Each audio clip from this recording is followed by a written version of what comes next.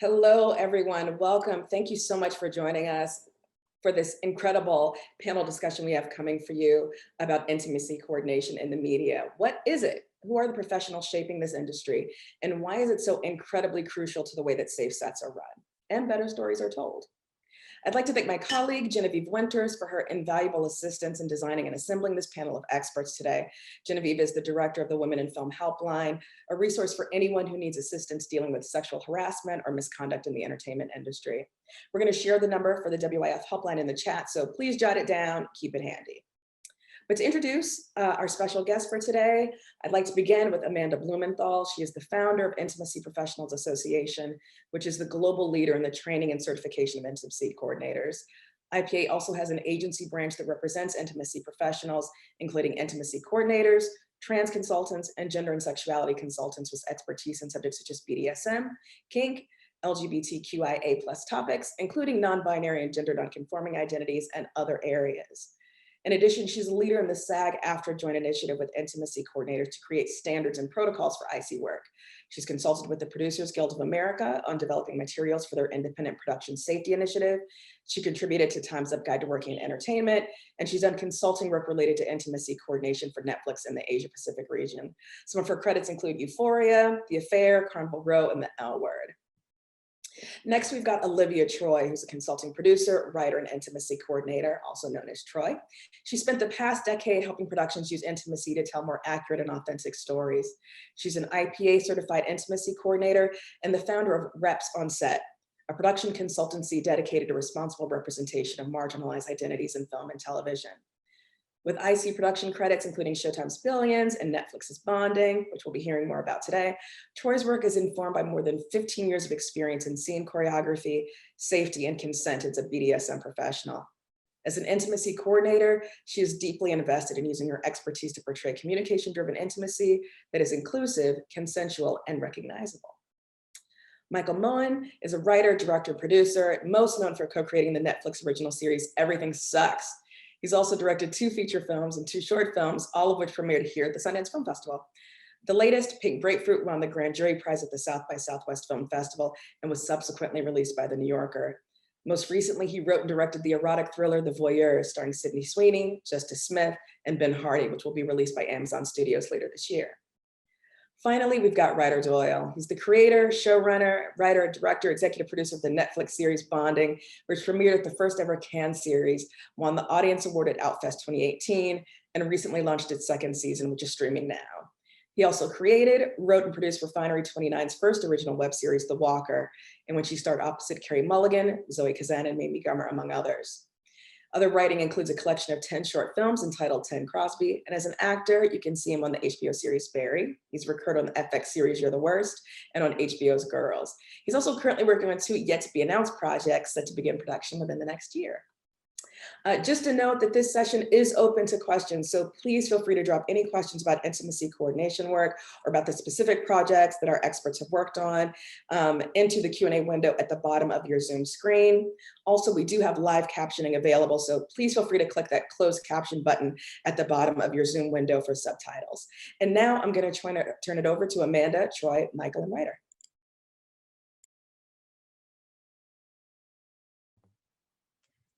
Troy, you are muted.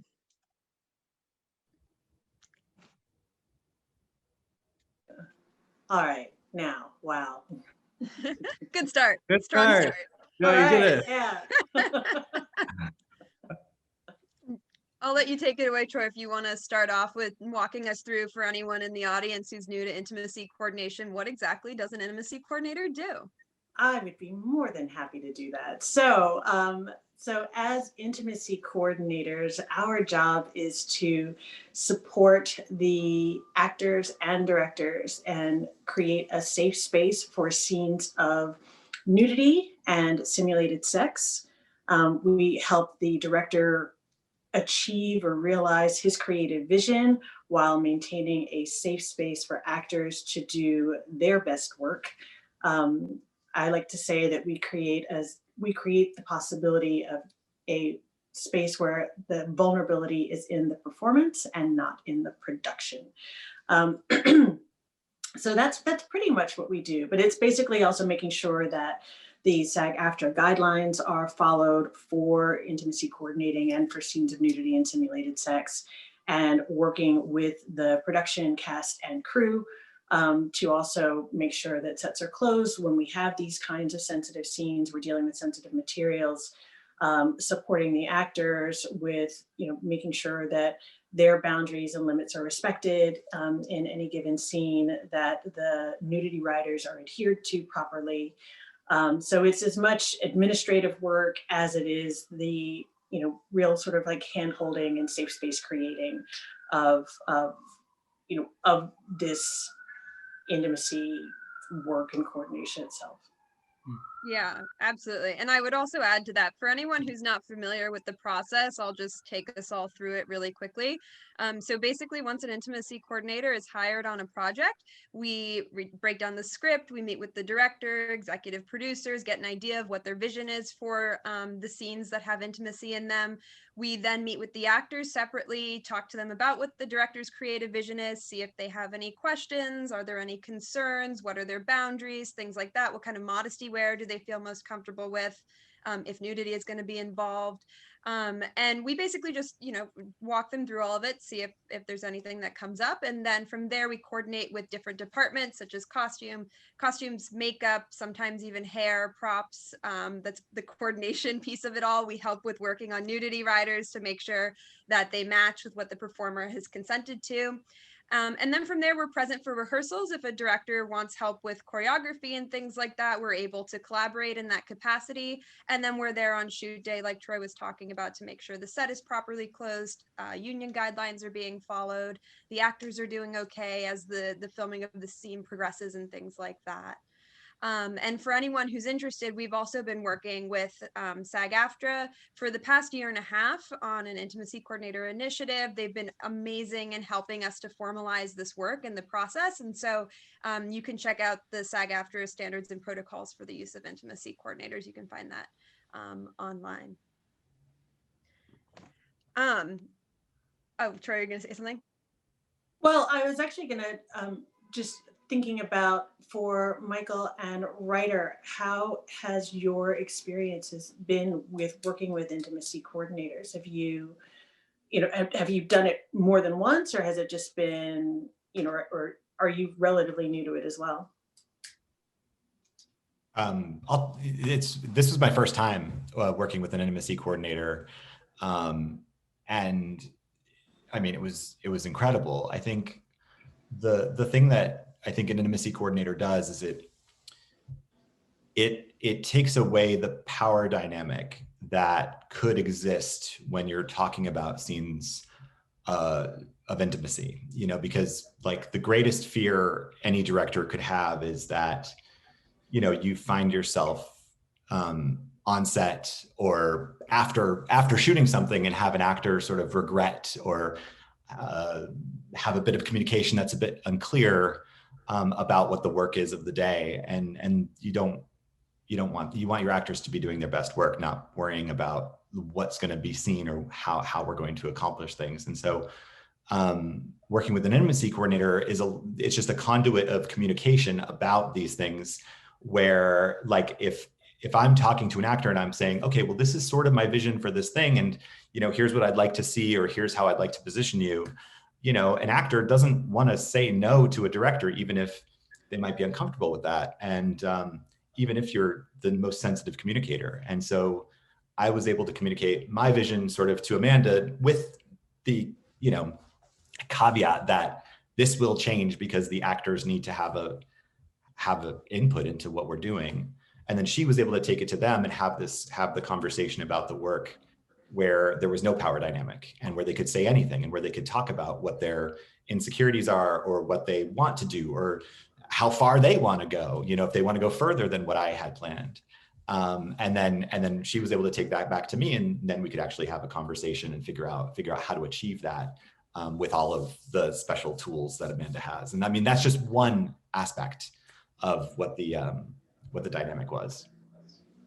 Yeah, similar to you, it was my first time, and I think that what was so particular about what Troy and I were doing together on bonding is that we both wore multiple hats on the show. So actually Netflix was really wonderful about making sure that Troy and I would be able to separate all of those things when it came to me being the director and her being the intimacy coordinator. We sort of had multiple conversations. We were just making sure that those things would be very clear. Luckily, we've been working with each other through the writing process as well, and consulting all the way up through production, that we were able to separate a lot of those things as time went by. But the other incredible thing about our collaboration, in particular as director and intimacy coordinator, was that Troy was in the writer's room. She was consulting on every prop, every set that we were going to almost.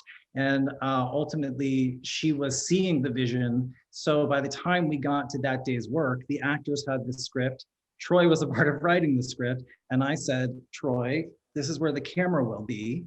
You know what the scene is. And ultimately, we had an even a greater amount of trust because we had been through this whole process together. So whatever she came back with that the actors were comfortable with, where the camera was supposed to be, because we only had two more shots to get through that day, like that, she was able to provide that for me without much conversation, which felt so freeing and wonderful, because ultimately that is what it is. It's actual freedom. As an actor, starting as an actor especially, I got stunt coordinator when I got hit in the head with a can of fertilized eggs on Law and Order SVU. And we went over that 100 times. But when I was in London doing a play and I got sexually assaulted by my husband, and like he ripped off my clothes, and that happened on stage, they were like, we'll see what happens. Like, let's rehearse it. And I was like, yeah, no, I guess we will. So it's to have, that is the worst thing that can happen in terms of a production, in terms of set, is people feeling uncomfortable. And ultimately, you're stopping your own day by having a bunch of people feel deeply uncomfortable about not knowing what the plan is. So it's just so incredible to have someone who knows the plan. I think that that's one of the best parts of the feedback that I've gotten from actors that I've worked with, and from directors as well, but from actors specifically, to say, okay, because there's such a history, the tradition for a lot of intimate scenes in film and television and theater is just to say, okay, the script says these two make out passionately. All right, so you guys just go for it. Because there's sort of this assumption that while maybe getting hit on the head with some fertilizer is an unusual experience, everybody's had this sort of moment of passion, so you know what to do. And the fact of the matter is that oftentimes you don't know what to do. And what's really powerful is that, one of the situations that we had in season 2 of Bonding, there were 2 leads for the show and then a day player who had come in for this scene. And so one of the things that the actors, that Brendan, who plays Pete, talked about with me in this was that he's been that day player who is just trying to please everybody, is trying to kind of like prove his worth or whatever and be hired, and is just sort of told to go with it.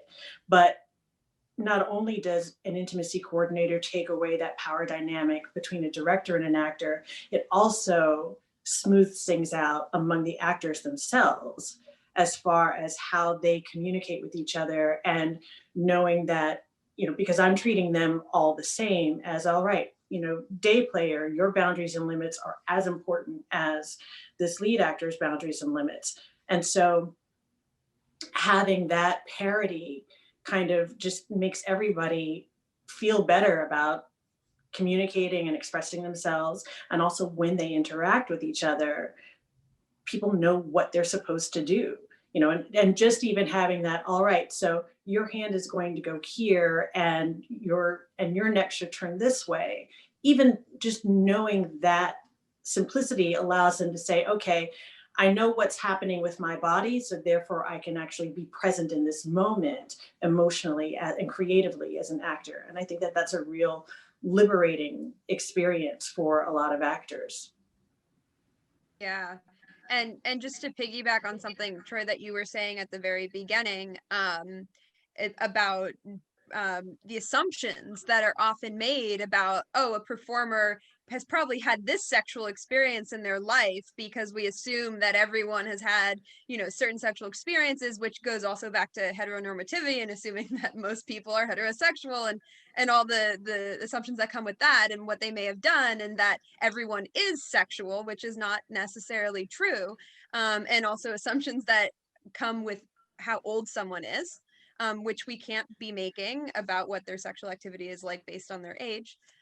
Or their experience. And also, you know, I think one of the things that a lot of performers appreciate about intimacy coordination is that, you know, when we create choreography, when we talk about what is the character's sexuality, not what is you as an actor, what is your sexuality, what is the character's sexuality, and what are the qualities that come with that, and how would they act, and how would they touch this person, and how would they gaze at that other person, and things like that. We're able to craft the character's sexuality, and it's no longer about the performer and their own personal experiences, which is really not actually relevant.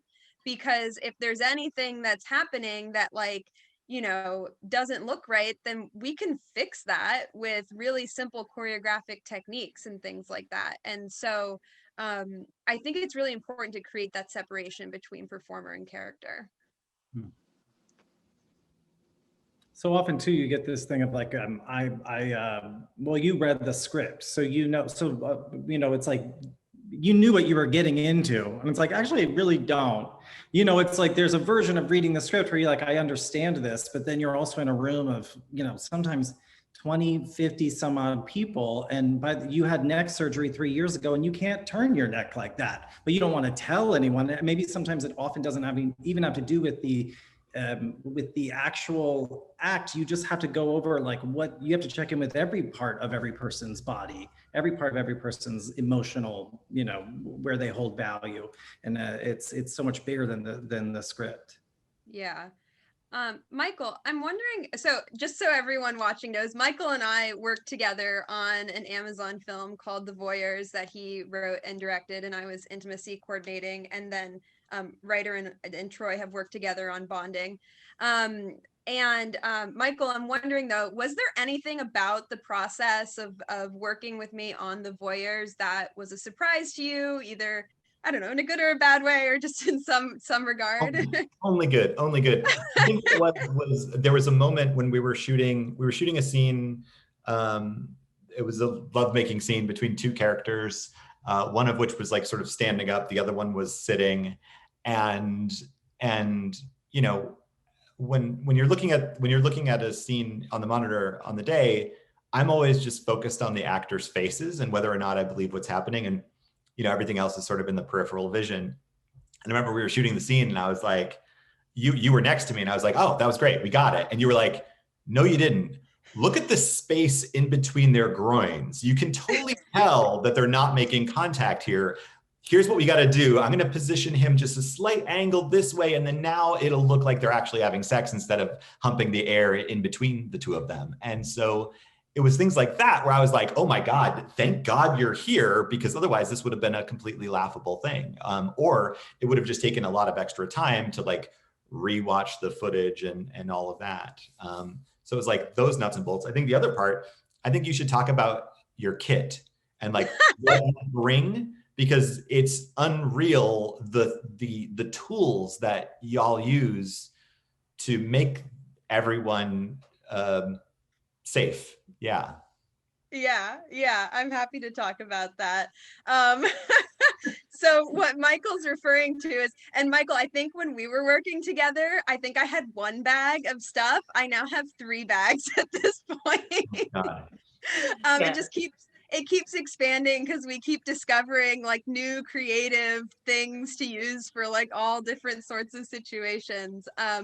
But basically, intimacy coordinators, we come with an intimacy kit, and like how, you know, a costumer has a kit that has like sewing stuff and like pins and all sorts of things for costuming. We have our own stuff for intimacy. So some of it's really basic, more like hygiene related stuff. So I have all different types of like deodorant. I have like shaving cream and razors and stuff like that. I have all the breath mints of all varieties that a performer could ever want. But we also have items in the kit to create barriers for simulated sex. And the barriers are so that when performers are directly pelvis to pelvis, they don't have to feel the other person's genitals, and they also don't have to feel if the other person has any kind of genital response. So if they get an erection or they get wet or something like that. And it's also there for sexual health and safety as well, which is not something that was really done much at all before intimacy coordination came around. Typically, performers would be wearing modesty garments to cover their genitals, but like that was it. Like you were given like a little sock or like a little like patch of fabric that was like taped onto you, and like that was all. And now we have lots of different tools and tricks and things like that that we can use to create better modesty wear and also barriers to be used between performers. And we got very creative on the voyeurs as well.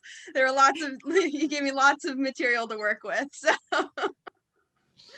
Yeah, well, I've always been just kind of amazed, and particularly as my kit starts to grow as well, with just how different things are repurposed, 101 ways to use a square of yoga mat, the different ways to use different kinds of padding or cloth, or even the bra liners that go inside of a bra, like that they can also be used as as modesty garments as well. Like they're not just for nipples. It's a great collection. But then even like working on a show like Bonding, where there's not any nudity, and the intimacy is more it's less about simulated sex and more about the actual intimacy of touching. There's this idea of there's not as much need for the kit things as much as there would be if there were a lot of nudity. Instead, it's just like, hey, here's some breath mints. Hey, here's some mouthwash. Hey, here's some gum. Okay, now spit the gum out. So there's sometimes that I just am kind of like, okay, well, I'm here handing out mints, and that's also going to be my job. But it's sort of wonderful. And it's just one of these days, though, I would like to have a job that does not require a whole nother piece of carry-on luggage that I have to bring. One of these days I'll get to travel light again, but it's not quite yet. And I have a question, Troy and writers. So when you were writing Bonding and also when you were shooting, was the intention always to not have like nudity in it? Was that like an active choice that you all made for a particular reason?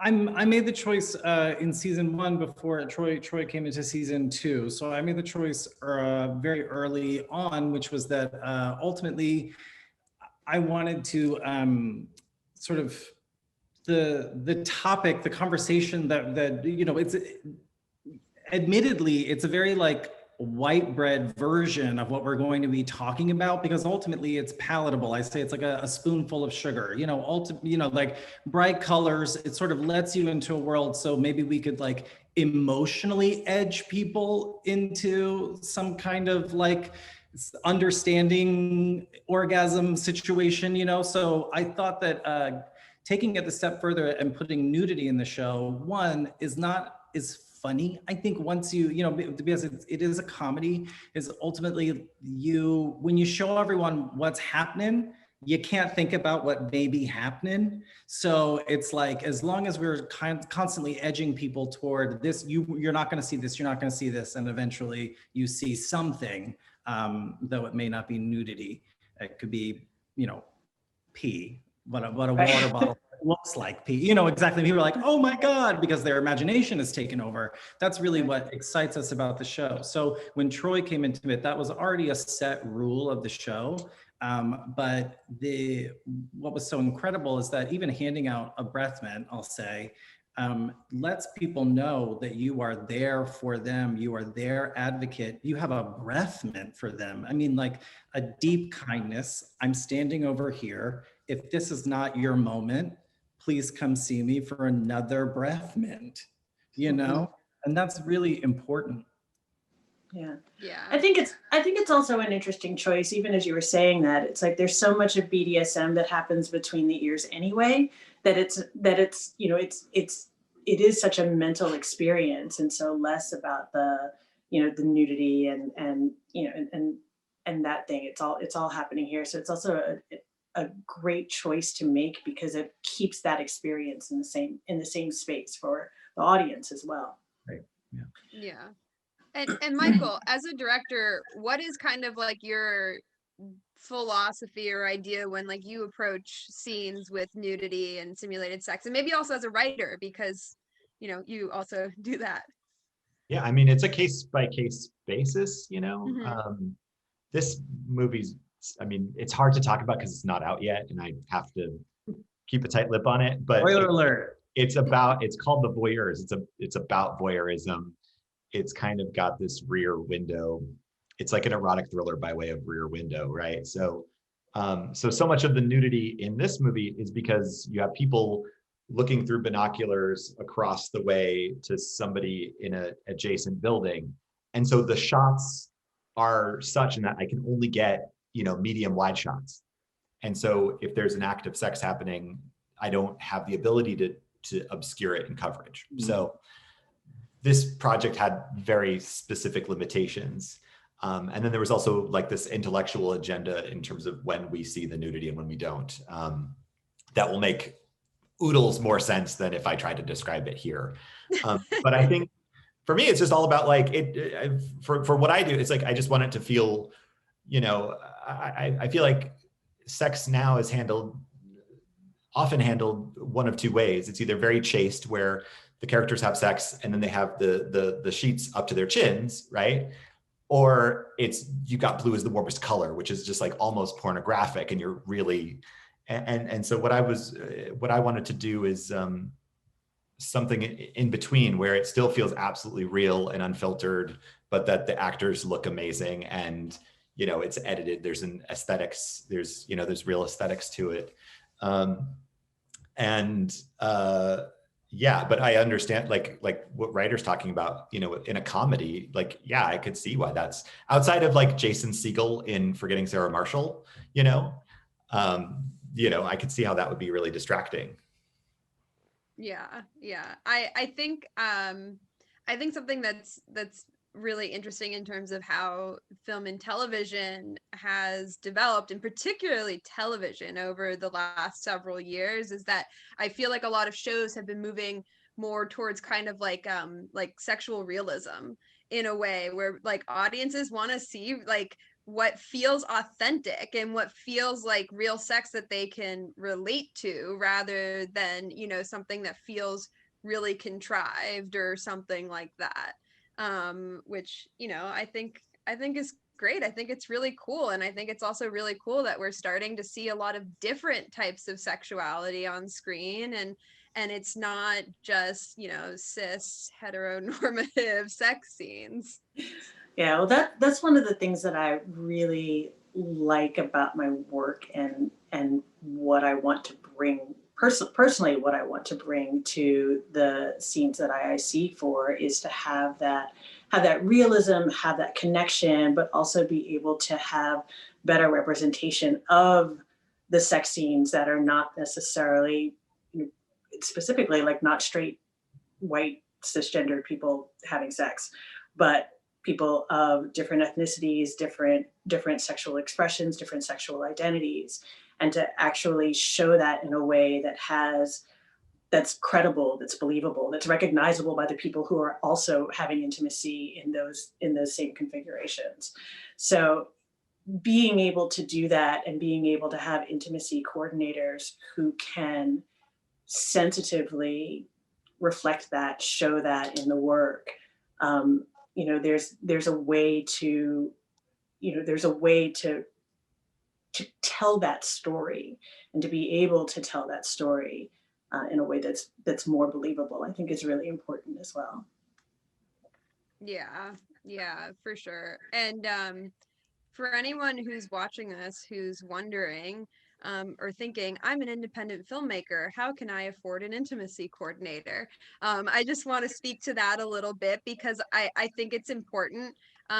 for everyone to know that this is something that's accessible at all levels of filmmaking, and it's not something that is only done on, you know, major studio level Amazon, Netflix projects, and obviously those projects you know, come at a certain budget level. But my organization, Intimacy Professionals Association, we love working with smaller filmmakers doing indie projects, student projects, short films, and things like that. And we have members all over the US and also internationally.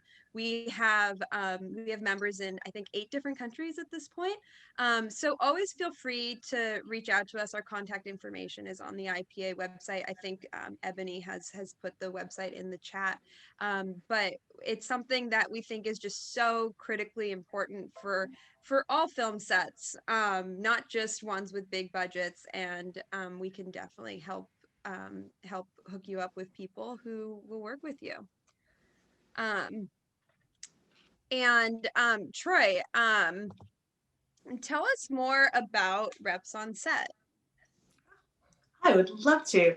So Reps on Set is a production consultancy that is a team of advisors, and we have like a wide network of people of you know, of all intersections to work with film and television productions for better representation of underrepresented groups in that work. So if you have LGBTQIA, BIPOC folk, people with disabilities, people with differing sexual identities or sexual expressions, be they sex workers, BDSM practitioners, that Reps on Set actually works to help tell those stories responsibly and authentically and accurately. So we bring in people from the community, bringing those voices, bringing those outside voices into the production, either as on-set advisors, as production advisors. We do script reviews and consultations to do sensitivity readings of your script before you go into production to make sure that there's nothing particularly that's triggering or problematic for anyone, you know, for these underrepresented groups, so that story is respectful and to the stories that are being told, and more importantly, that these voices are being brought in to help inform those stories. So that was also part of what happened in my work with bonding, was to bring in people from the BDSM and sex work communities onto set as background actors to, you know, add authenticity and visibility to those roles. And then even working with people in the New York City BDSM, you know, pro SM community to source them for gear and equipment, for the set, you know, for the production design, you know, like to create that dungeon space that actually looks like a real New York City dungeon, a little bit bigger than most, but still. TV, it's TV. It's TV, yeah. That has that authenticity. So it's not only in the way that the set looks, but also, you know, working with the actors to make sure like how that set, you know, like how the background actors use the equipment and make sure that that looks correct, to make sure that, you know, consulting with wardrobe to make sure that the costumes are accurate and reflect like how these characters would be dressing. So it was just to sort of like create those real authenticity points. And I also have to give props to Ryder, because he was the one who really prioritized having this story brought into, you know, like having all of this information brought into to inform the second season, and to, you know, and to make the space not only for my voice in the writer's room and as a consultant, but also to make the space for these actors to be brought in as well.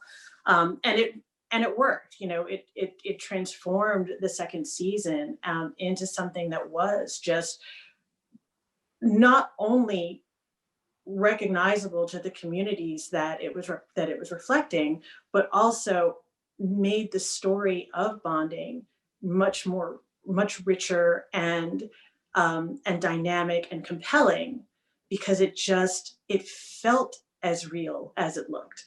So, and it was, so kudos also to writer for having the boldness of that. And I only hope that, especially for the for the season one to kind of have a little bit of call out from the SM community of saying like, hey, this isn't right or whatever, to instead of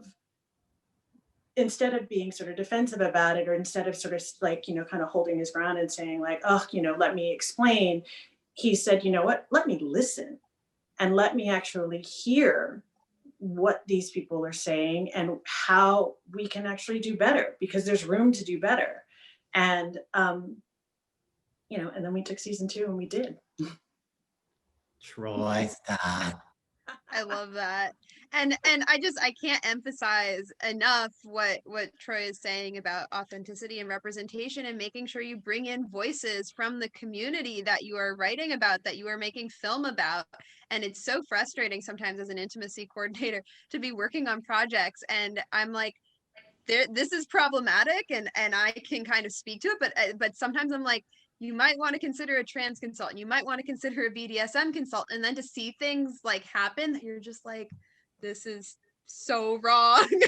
Well, where do you draw the line in terms of like, if you're like, oh my God, can I even do this project anymore? Like Troy, I think you've also encountered kind of, should I do this particular, what is the line there? Do you want to go first? Oh, both of you. I'm sorry to interrupt. That's a good question. Well, I think part of it is, some of it is about like how much the production is going to empower you to inform. And so, and there are productions that say maybe because they either don't understand or appreciate the role of an intimacy coordinator, or feel that there's some sort of interference with, sets can get very territorial in terms of like who gets to do what. And, but intimacy coordinators aren't there to step on anybody's toes. We're here to actually, give everybody nice, great, boots that protect your feet, So, so some of it is about how much we're empowered to do, and some of it is also about being able to use our voice to, find the ways to give that expression or to convey that information, and so part of it is, if I'm being hired as a consultant, then obviously I'm going to have a lot more latitude to say, hey, consider this, or this doesn't look right. I think that this is how we can make it better. And it's not so much about, it's, what I always want to make sure of is that I'm not just pointing out problems, but that I'm actively giving solutions, and workable solutions that can be implemented. Yeah. And the other thing is, I think as intimacy coordinators, you always have to read the room, because sometimes you're working with people who are not interested in hearing what it is you have to say. And then other times you're working with a group that's incredibly receptive to hearing any feedback you might have. And so sometimes there's situations where I'm like, I'm just not going to say anything because, if I'm not here, then there might be a lot of harm that will be done to these performers. And if I'm not here, then they may not bring in anyone else. And so there's kind of like this like weighing of the pros and cons and the risks and things like that can happen in deciding like, do you stay with a project, do you take a project? And usually it's not obvious from the get-go that there's something problematic, but I have on occasion seen projects come through where like no one will work on it because like there was one, for example, that was glorifying white supremacy, and so no one was gonna work on that. That was just like a hard line. So it really depends on the project and the people and all those sorts of things. It's not it's not cut and dry. Yeah, that was heavy. Sorry, everyone. Saw all the faces fall. The responsibility to tell a story, I told Troy in the writer's room, and our other writer and collaborator, Nana Mensa, who's also she plays Mistress Mira in the second season. And she's incredible. And I said to the two of them, when we started to talk about the new season, I said, here's the idea. Ultimately, eventually we're going to write scripts, and you're going to write, you know, the white gay kid, and I'm gonna write the black dom, and we are gonna have to, you know, you're gonna have to take on that voice. That's a part of being a writer. The idea is not to say that only I can write this part and only you can write this part. There's enough, the creativity and the joy, the creativity, the enjoy, and that experience is a part, and the talent that goes into those things, negotiating those stories. They're not singular ultimately, but at the same time, they can come from the same space, but you can then be like, I wrote it like this. What would you do? It's like it becomes more of a sharing circle, and like, who doesn't want to get things right or better at least? So that's thrilling. You know, ultimately, like, you can be a really creative person and also be like, did I do okay? I mean, I want every person to read a text message, because ultimately there's a typo in every one. I'm so embarrassed. And then here I am, asterisk, sorry, there's a typo or whatever, you know? So it's like, please check my work, my God. That's awesome. Michael, what do you think is as a director, what do you think is the trickiest part about filming intimacy scenes? You know, we had an easy time of it. So I don't, That's the work of a good intimacy coordinator. the easier scenes, I think. I think those were the easier scenes. I mean, so much prep goes into it prior to the actual day of shooting. And so, you know, especially the way we worked it out, like, you know, things were pretty clinical by the time we got to set, and it was already worked out.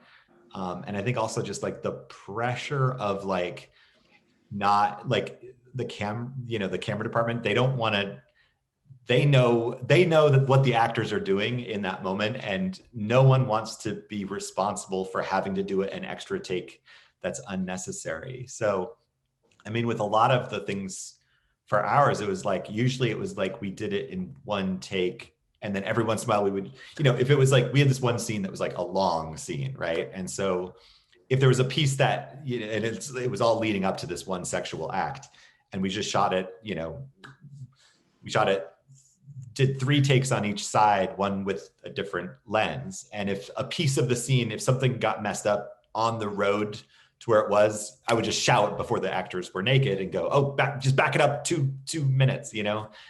And so I think in a weird way, those scenes are easier because everybody's like, they're awake, they're activated, they're making sure that we're not gonna mess them up. Whereas like, I don't know, like a scene where like characters are eating at a table and a waitress walks by and sets down a plate of eggs, like that could be like a nightmare of a day, you know, because the timing's wrong.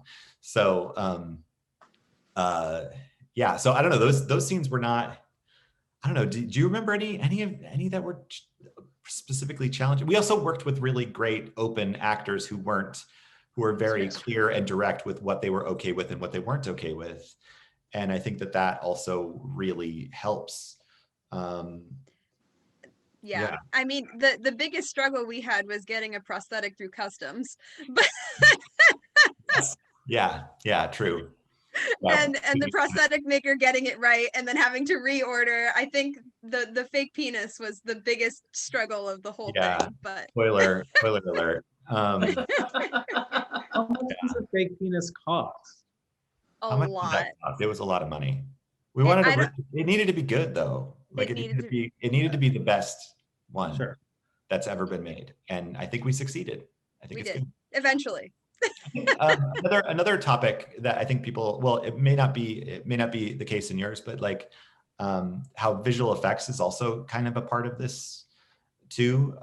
Just in that, and this is something that I think filmmakers should embrace and be mindful of, is just, you know, the nudity, the garments that sometimes people have to wear, you know, sometimes they get into frame here and there, and you can see like the edge of a corner of something that's being hidden. And I think having, and oftentimes it's like, if an actor delivers a fantastic performance and a little bit of a pasty gets in the frame or a little bit of a nudity garment gets in the frame, you should move on. You shouldn't make them do another take because of that reason. if it's something that's easily fixable.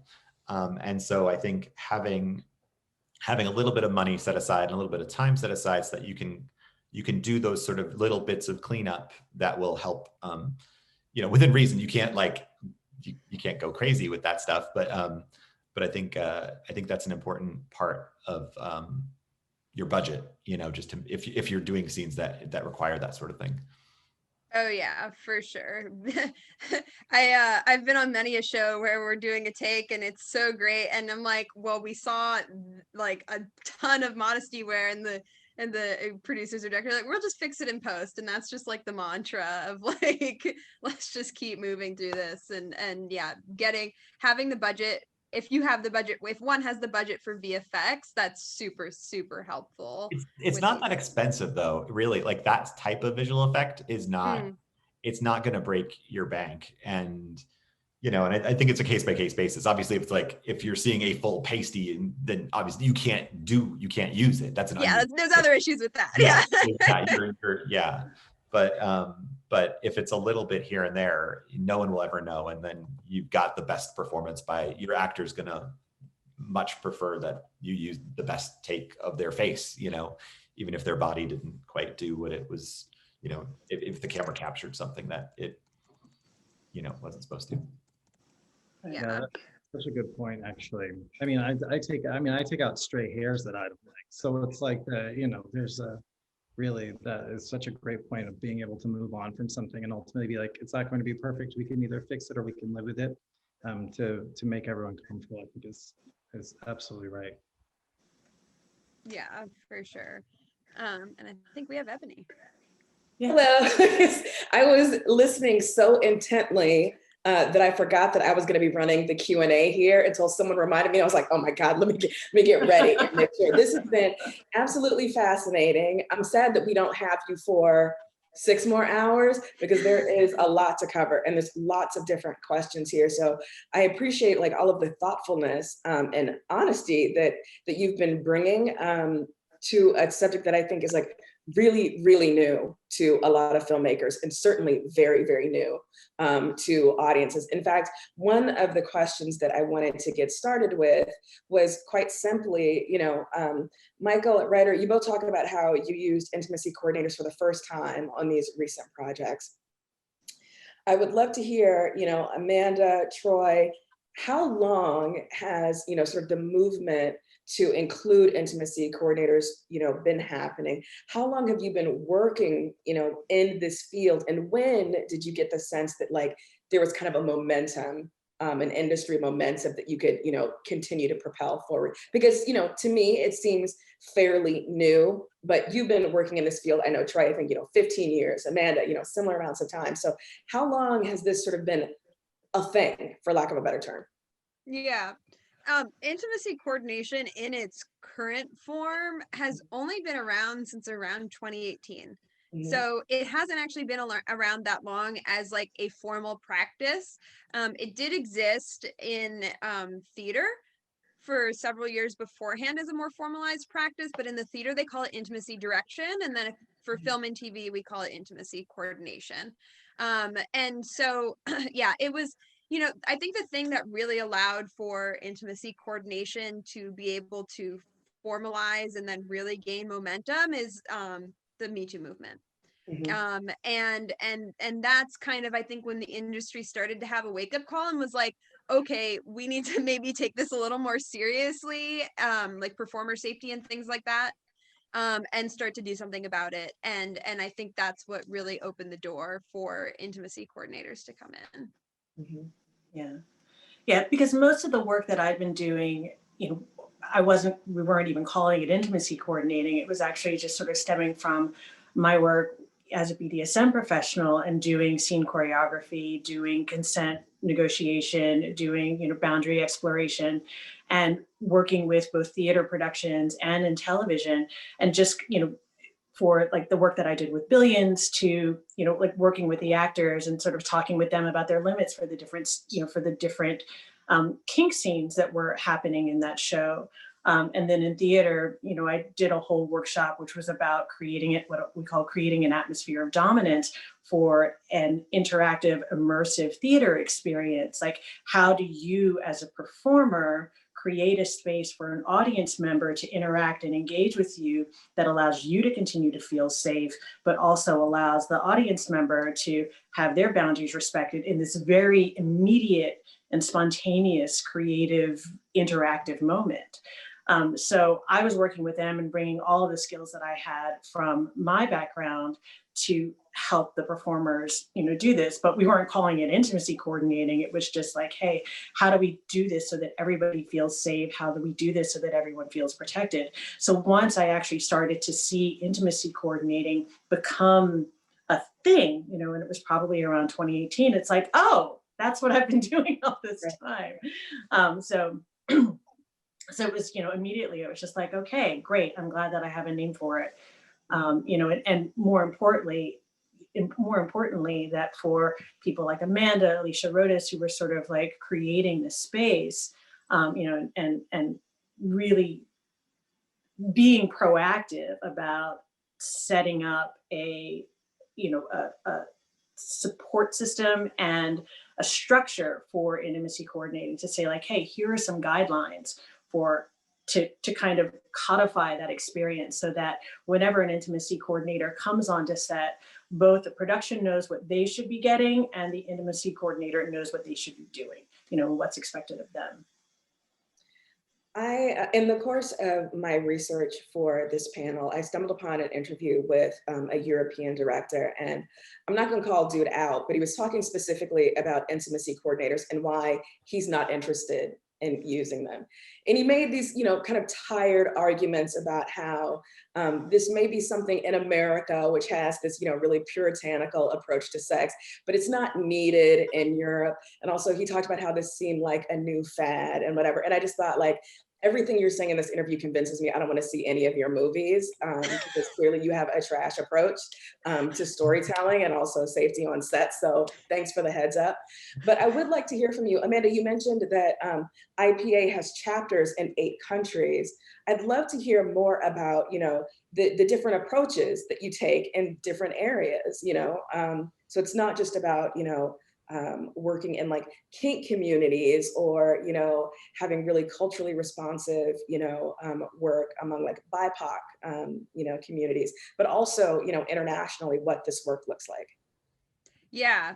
So we've been doing international work for a little while now. It's kind of one of the specialties of my organization. Particularly in Asia Pacific, we have folks who are working in India, Japan, Australia.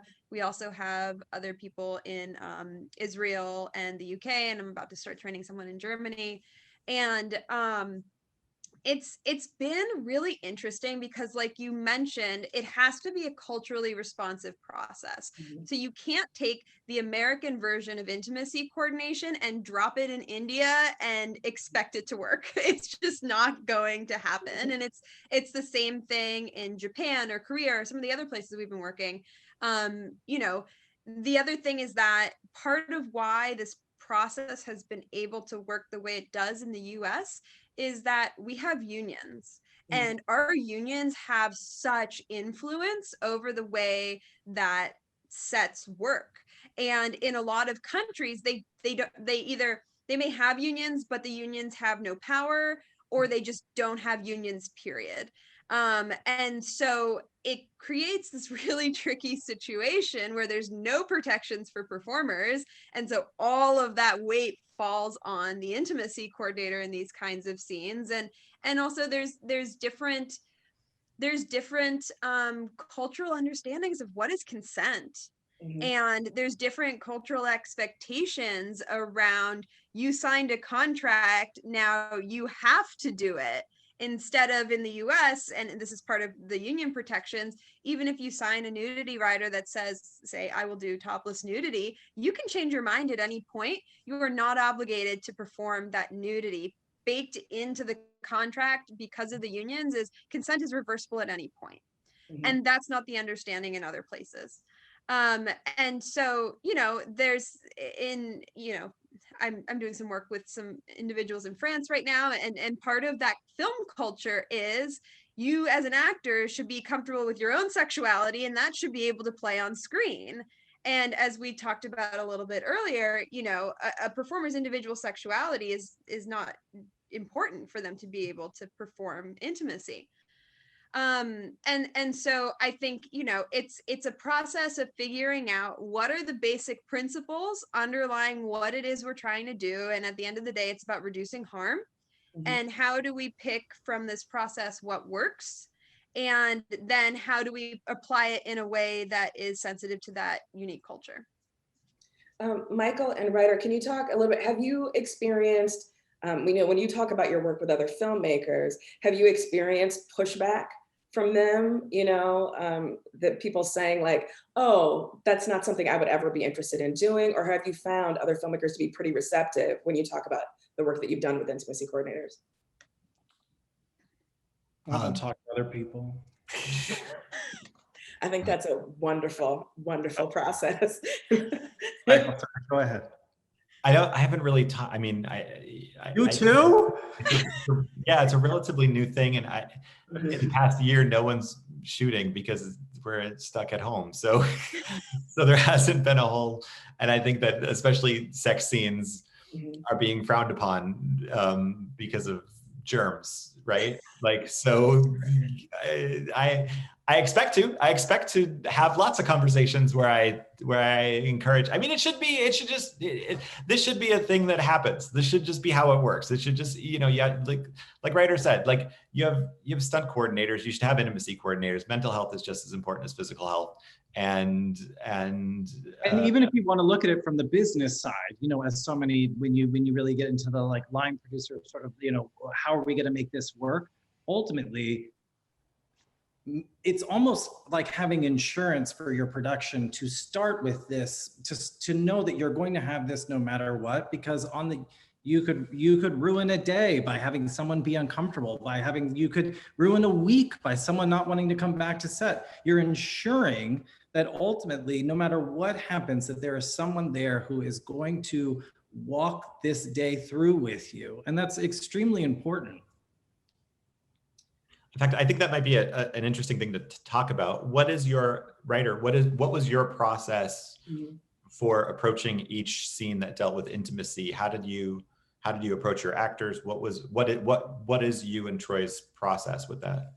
Well, coming into the second season, I knew most of the actors, and some of the actors who were coming in to do such day player work were also I was either friendly with, or they were friendly with people in production. I sort of knew them somehow, a small New York community of people. But when it came to that, I know them personally as friends. I also know them as a director, and Troy had gotten to know some of them through production. But ultimately, I have to step back and say, this is you are my friend, and the most friendly thing I can give you as a collaborator is Troy, who will be talking you through this experience. And Troy and I we would have conversations. Nate, our DP, we would walk Troy through where the camera was, how many setups we were doing, what we needed, and how many takes we thought we could get it in, because ultimately I want Troy to be as prepared to go in to talk to the actors about what it is that they want to do. Not to negotiate my terms at all, but ultimately to have the full playbook so that she can go back and say, absolutely, this is totally going to work. Ultimately, I also sense, she can also say, I sense some hesitation. I'm sensing something that is not feeling, you know, totally organic about this moment. Please, and then I can say, please go back and talk to them. Maybe we can figure out, you know, like we can figure that out. It's not just about telling them how we're going to choreograph the scene, but ultimately, if they sense unease, and like you were saying before, if they actually are like really are really gung-ho about it, you know, that's for Troy ultimately to find out and talk to me about as well. I think that actually sort of brings up another consideration for having an intimacy coordinator. I think it's like a lot of productions might feel like, oh, well, you know, I'm very sensitive, or I know these people, and we're all used to working with each other. And so like, we're really comfortable. We don't need an intimacy coordinator because we're, you know, super woke and super aware, and, you know, and so we can just handle this ourselves.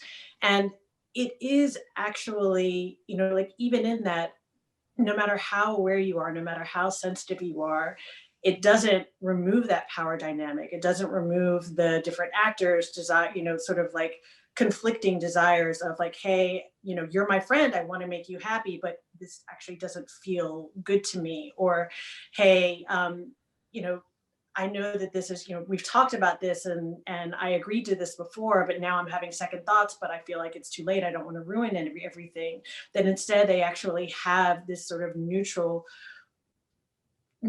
party who they can go to and say, hey, you know, I really could use some help here, or I'm, you know, or I have some concerns. And it doesn't have to disrupt this comfortable dynamic that everybody already has in place. Instead, it can actually be this thing that kind of takes it outside of that. And, you know, and I, as the intimacy, you know, the intimacy coordinator can hold that space and be responsible in that way.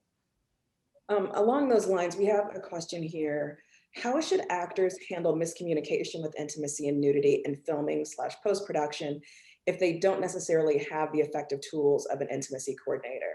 For example, what if a film is edited in a way that opposes your original understanding of how the intimate scene would be portrayed in the finished product?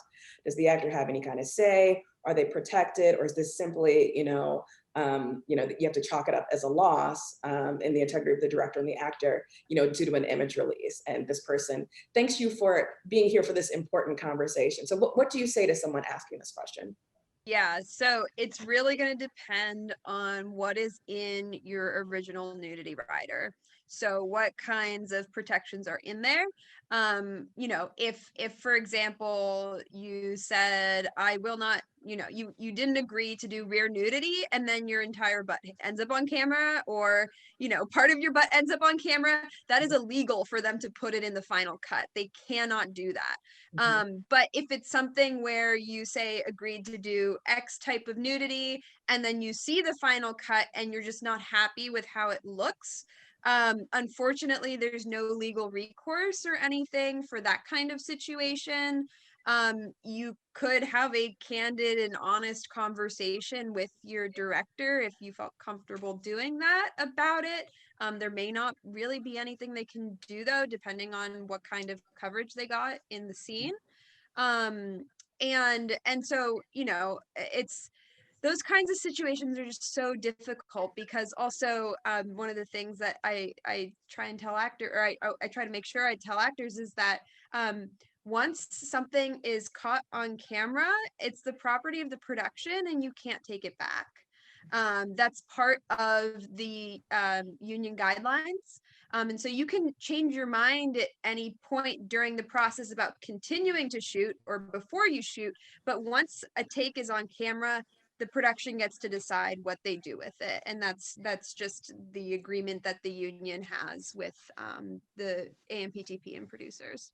Right. And I think that also, you know, part of what we're talking about here as well is that, you know, if there's a miscommunication, like some of it is just, if an intimacy coordinator is actually empowered to do their job the way that we're supposed to, that means that we are having multiple conversations with the actors prior to the scene being filmed. We are, you know, and hopefully your intimacy coordinator knows how to have the conversations, knows what questions to ask, knows what possibilities to bring up, so that the actor themselves is very informed, you know, feels informed and feels empowered and kind of knows exactly what they're getting into, so that we have all the legal stuff in the writers to, and that's RIDER. I saw in the question somebody asked, what's a nudity writer? And it's not a nudity WRITER, but it's an RIDER. So it's a legal document that establishes what kind of nudity is going to happen in this scene. You know, if it's going to be frontal above the waist nudity, rear below the waist nudity, frontal below the waist nudity, that kind of thing. So if the intimacy coordinator is having those conversations in advance with the actors, is having those conversations in advance with the director, and is informed, like knows what the shot's going to look like, then everybody kind of knows exactly what they're going to be getting on the other end of it. And that's important as well. And it's also helpful for performers to have an IC there, because if there's something that they are concerned about, they can ask the IC to watch out for, because we're watching the monitor during takes to make sure that nothing that's, you know, not supposed to be on camera is getting on camera, because we also don't want the director to end up with footage they can't use, you know. So you know, that's one of the other nice things about it, is if someone's concerned about how something's going to look, we can watch out for that. Yeah, I love, you know, Troy, that you emphasize that these are multiple conversations that these are happening. I think, you know, maybe part of the perception is that, you know, you have a script and you give it to an intimacy coordinator and they mark it up with a red pen. And then that's it, you know, conversation over, here are the trouble spots, watch out for this. And then that's done, you know? So, you know, the emphasis that these are multiple conversations, negotiations, you know, educative, you know, periods between, you know, tons of collaborators, but also, you know, Amanda, as you say, like the ICs are actually on set, you know, they're not doing it from a distance. Right, we're on set, we have access to monitors, we are watching everything that happens, you know, and especially when, you know, we're also making sure that there's a closed set so that the people who are watching what happens are the only ones who should be watching what happens. And when we have that space to sort of do our jobs the best that we can, then it creates just a more seamless experience for everyone, so that we don't have those things afterwards where somebody's going, oh, I didn't even know this was going to look like this. It's just like, here we go. Right. So we are at Sundance Film Festival, you know, and I know that all of you have, you know, backgrounds in both film and TV and, you know, other media as well. But it does seem as if we hear more about intimacy coordinators working in film, or excuse me, in TV. Is that accurate? And if it is accurate, do you think this has something to do with the fact that, you know, IC work, you know, as it's been sort of officially codified, is still fairly new, and maybe TV is just more nimble in this way and adapting, you know, but why are we hearing less about, you know, intimacy coordinating work in film? I have a theory about that. I was going to say auteur theory. You know?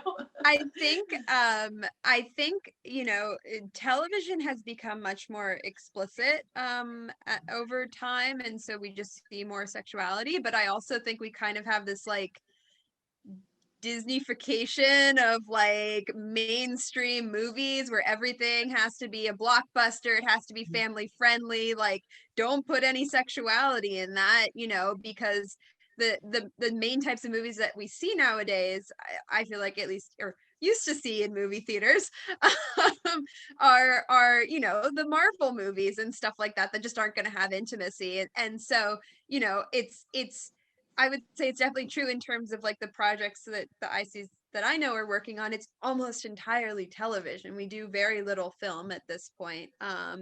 And, you know, when we do films, it's things that are going directly to like streaming services, like the Amazon, Netflixes of the world and things like that, who are still making films that have intimacy in them, or indie films.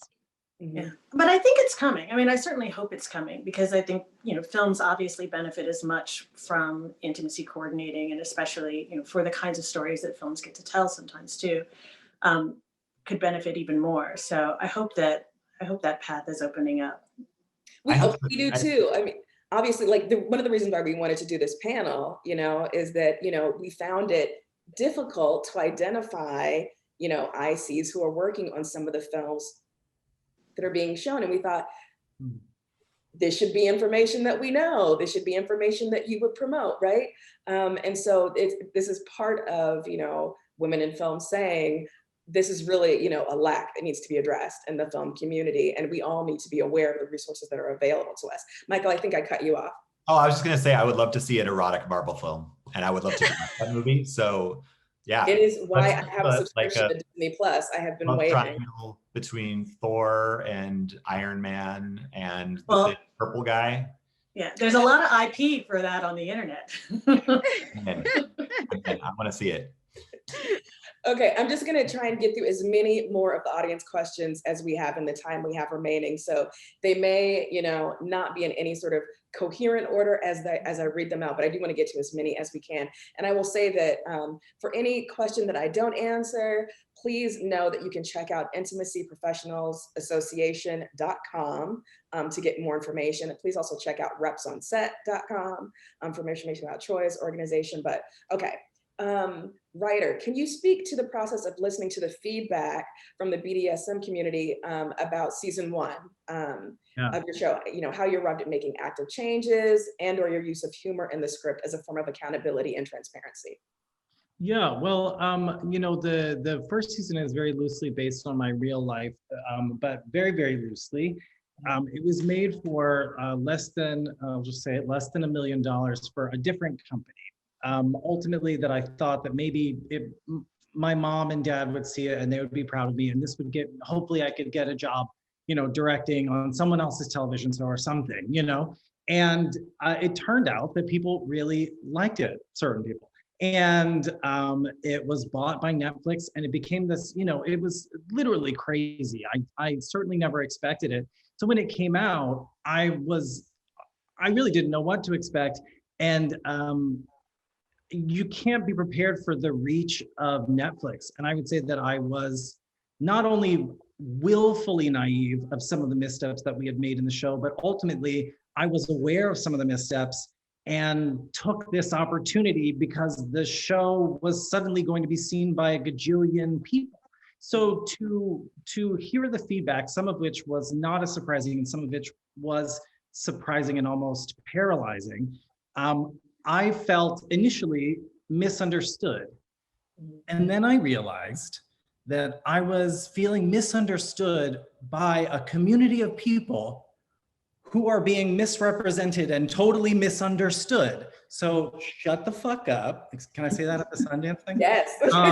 Great. So shut the fuck up and just listen for a little bit. I'm sitting over here with a hit show and a bunch of people are saying, are you on glue? Are you not paying attention to the actual people that you're talking about? And I was like, I'm on glue. Hold on.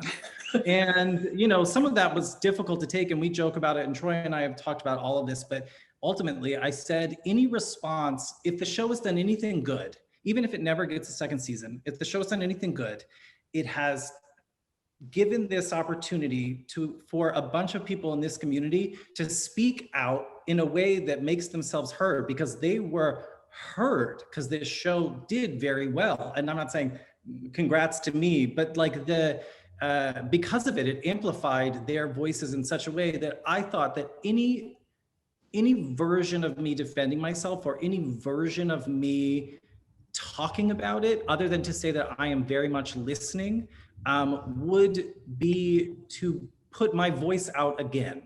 And my voice had been heard. So when we came to the second season and when Troy came onto the show, who is, like I told everyone before, I'm a crier. So Troy means so much to me and this experience has meant so much to me. And I've grown so much through this experience. Ultimately, what she brought to the show was the ability to have joy in the show, because I was so afraid of doing it wrong again. So what Troy really brought was the knowledge, and honestly, this goes back to the IC work as well, the joy in a day's work of being able to do this incredible thing, to tell stories in such a public way, with the knowledge that, you're equipped to make these kinds of decisions. And I'm just so very grateful. So that's what we did. And this, I like to say the second season is way more based on my life than the first season, because the second season is all about holding these two kids accountable. And ultimately for the very complex notion of whose story is it to tell? Is it mine or is it someone else's? And that's what we really worked on. And I'm deeply grateful to her. We have several questions about, what kind of training it takes to become an intimacy coordinator, and then also, what kind of resources are available for university educators, who'd like to introduce their students to the notion of IC work and, emphasize the importance of it. So, what kind of advice do you give to people who say like, yeah, I'd like to learn more about this, perhaps, transition into this kind of career, or someone who is, hoping to, provide more resources for their students at the university level? Sure. So I would say start with looking at the SAG-AFTRA standards and protocols for the use of intimacy coordinators. One of the things that's included in that document is a list of the different areas of training and expertise that an intimacy coordinator should have. That document was written by the intimacy coordinator community of folks who have been doing this work for several years now. So I would definitely start there. And I also just want to emphasize how important it is to be properly trained in this field, because if you don't know what you're doing, you can do a lot of harm to performers.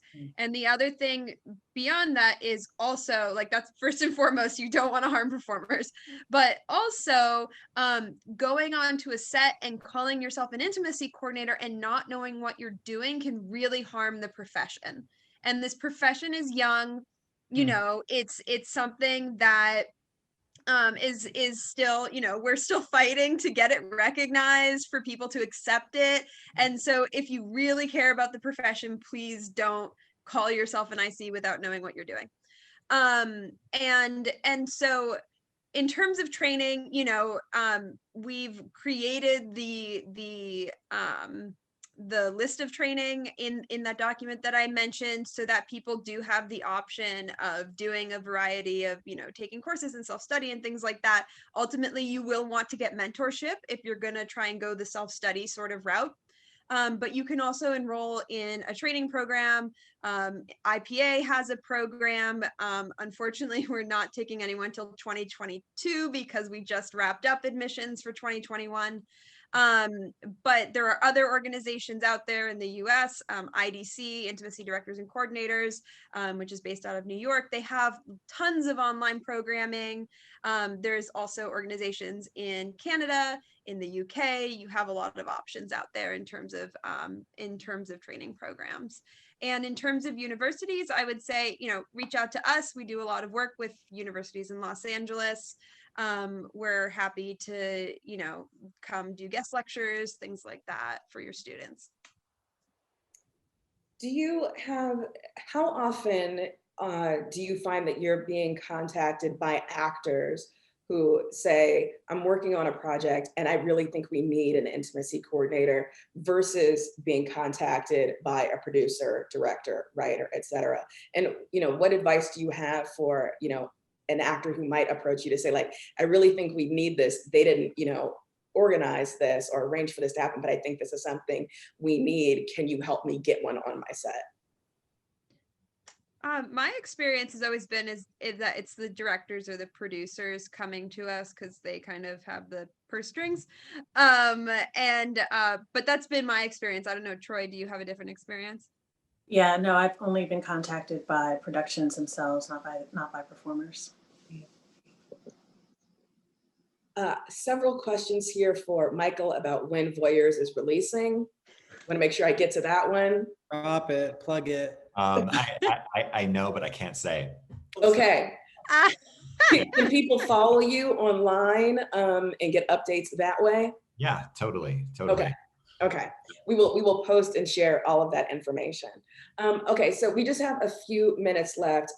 Amanda, Troy, Michael, Ryder, I'm going to give you, you all a few minutes to wrap up with some last words about, how IC work has, improved your storytelling, helped you, improve your sets, Troy and Amanda, the things that you get out of this work. Just some final words here before we wrap up for what has been a really, really fascinating panel. I cannot wait for this recording to go live and for us to be able to share this conversation with more people. So I'll turn it back to you so that, you can have those last words. Anyone want to go first? Yeah, I was going to say, gentlemen, do you want to start? I mean, I'll just, I think it's just a matter of time before this becomes something that everybody has to do if they have intimacy, even the most minor bit of intimacy in their project. And I think at the end of the day, it's like the most important piece of equipment on the set are the actors, right? Like their job is so much harder than anybody else's job on set. And then put this on top of them and put it in a time period where, you know, we all know, and this is horrible, but we all know that when you Google an actor's name, you can generally find the nude scenes they may or may not have done. And so they're taking on that risk. They're taking on that part of, you know, they're able to compartmentalize and own their art and say fuck you to the people who do that and say, no, I don't care that this is going to be taken out of context. I care about this story. I care about how it's told. And I'm willing to put myself out there for the story. And so for me, I'm just so grateful that these collaborators are helping tell this story that, like, you know, in my case, I came up with in my unborn daughter's nursery that I was building at the time, you know, and here we are in Montreal making this thing. And so I'm just so grateful to the actors for even being a part of this. So anything I can do to take care of them and make sure that they feel seen and heard is important. And then on top of it, I think the scenes in this movie are way sexier than they have any business being. And part of that is because the actors felt safe and the actors felt comfortable. And when they were the choreography of it, you know, the male actor isn't confused over where he can put his hand or where he can't put his hand. He knows he's not going to put his hand there, but he does know he can put it here. And now as I'm editing the movie here and I'm cutting it together, you know, I showed Amanda a couple scenes from it, and I feel confident that when it goes out into the world, that the actors are going to be very, very pleased with their work, and they look amazing, and the scenes are incredible. And it's all because we were in it together and we were all clear every step of the way with what we needed to do. So I think anybody who's thinking about not hiring an intimacy coordinator is just crazy, because it's just like only going to make your movie better, and everyone benefits from it. So. Ryder, what about you? I can't wait, Michael. Yeah. I think that, you know,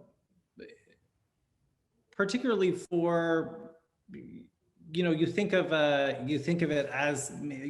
intimacy coordinating having to do with very explicit things, but ultimately I found it to be the most helpful, and the feedback that Troy and I have gotten through our experience with Bonding Season 2 was really through like a kissing scene, or, you know, it's these things where you actually don't realize how vulnerable people can be or how intimate this experience will be, because, you know, you think of it as quite standard. I just think it's important in so many ways, way beyond protecting people in the way that maybe, you know, film and TV thinks they should be protected. It's good on every level. You're having someone also just talking to the actor while they're there, participating with them in a way that makes them feel comfortable and safe. And being as an actor myself, I'm so grateful to know that they're being taken care of, or at least talking to somebody, you know? Okay. Troy, what about you? Last words? Sure. I mean, I one of the things that I love about intimacy coordinating, you know, personally, is just that it brings so many aspects of my different skill sets together into one occupation.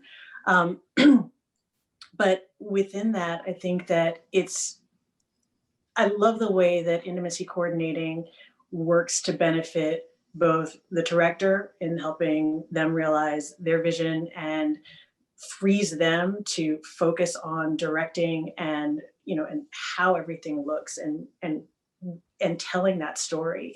And it also benefits the actors in terms of how their level of comfort and feeling of safety in these sensitive moments, in these intimate scenes, that they don't have to worry about someone getting too handsy or something showing that shouldn't be showing, or being pushed to do something that they're uncomfortable with. Instead, they can just focus on their performance and doing their best work.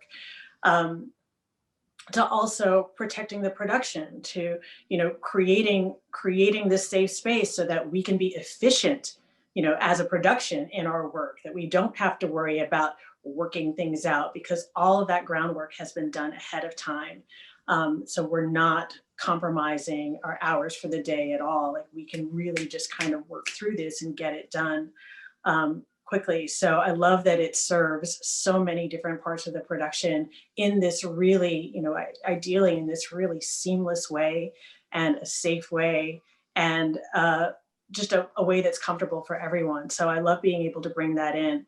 And I also just think as well, it's like in all of the ways that the Me Too movement and, you know, and cancel culture or whatever have sort of like gotten creatives very obsessed about like getting it wrong or doing the wrong thing, that intimacy coordinators and sort of working with this idea of responsible representation, like we can say like, wouldn't it be iconic if we get it right? Like instead of being afraid of getting it wrong, like let's just do this and get it right from the get-go. And to bring that excitement, that creative excitement, you know, that comes with that power because everybody kind of knows what they're doing and is working towards this mutual goal. It's really, really lovely. That's fantastic. Amanda? Yeah, you know, I echo everything everyone has said here today. And I think that there's no turning back at this point. Like intimacy coordination is here and it's just gonna keep picking up steam. And I think, you know, it's just so incredibly important to reduce harm in the workplace. And this is something that, you know it works. And it's here to stay. And I think that's just so important. And the other thing I just want to emphasize is that this work is for everybody, no matter what your budget is, where you are, you know, who you are. You know, you can find an intimacy coordinator who knows what they're doing. And don't be afraid to reach out and ask, because we're here to help. I love it. I love it. Perfect words to end on. Thank you all again so much for being part of this incredibly important conversation. We will make sure that the recording goes up that we share in Far Wide, because we do think that this is just a crucial, really crucial discussion for filmmakers to be having. So thank you for being part of this movement. Thank you for being part of this panel. And thank you to all of our audience members for joining us today. So yeah, that's it. We will be signing off here. In a day or two, we'll have the recording available. But in the meantime, please hit us up at info@wif.org with any questions that we didn't get to in today's panel. We'll make sure to pass along those links that we shared in the comment thread today. You know, any connections we can help make for you to help you tell better stories and have safer sex. Thanks, everyone. Thank you. Bye. Thank you. Bye.